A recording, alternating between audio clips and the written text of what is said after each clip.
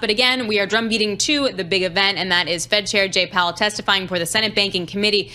He has his speech already laid out. We are currently watching Senator Elizabeth Warren, the ranking member of the Senate Banking Committee, addressing and welcoming everybody. Then we will take Jay Powell's statement. But in the meantime, we wanted to get more of an update with Ira Jersey, Bloomberg Intelligence Chief U.S. Interest Rate Strategist. All right, we got the prepared statement.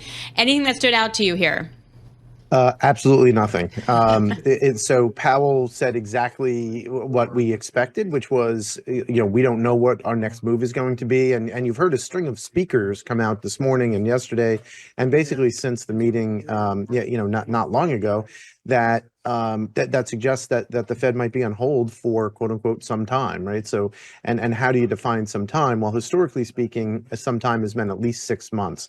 So if the Fed's on hold from now until say the third quarter of the year, that gives them some time to assess incoming data, assess what new policies that the current administration is going to be making, and then they can decide whether or not they're going to remain on hold or cut or hike, depending on what the situation is at the time.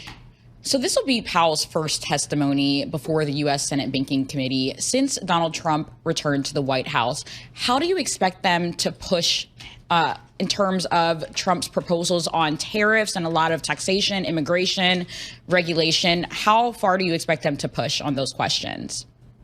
Well, I think members of both the Senate today and then the House of Representatives tomorrow will ask him about it. He won't answer.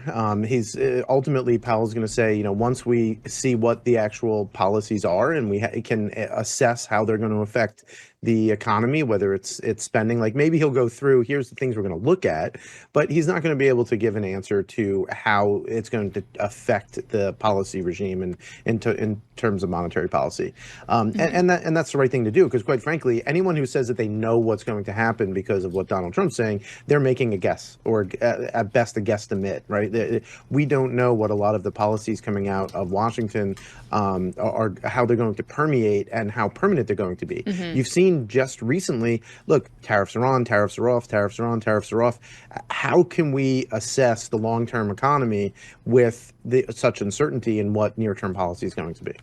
But what we can address now is inflation expectations that have been rising, particularly two-year inflation break-evens. We saw in the UMich sentiment survey that one-year inflation expectations shooting up quite unexpectedly, and that he can talk about. And he does talk about needing those inflation expectations to stay anchored. What might he say about that?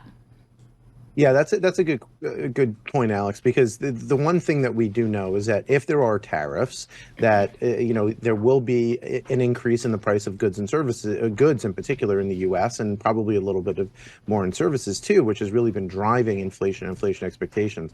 So he'll acknowledge that. I mean, he has said in the prepared remarks that the labor market's doesn't seem to be driving inflation. I actually disagree with that statement. If you look at the labor market and how tight it is, and where you're seeing the pockets of price increases, that is being driven by wages and the fact that you have services prices going up faster than goods prices, and then you have wages in the service sector going up faster than others as well. All right, Ira, you're getting trumped here by Jay Powell. Thanks a lot. Ira Jersey, Bloomberg Intelligence Chief U.S. Interest Rate Strategist.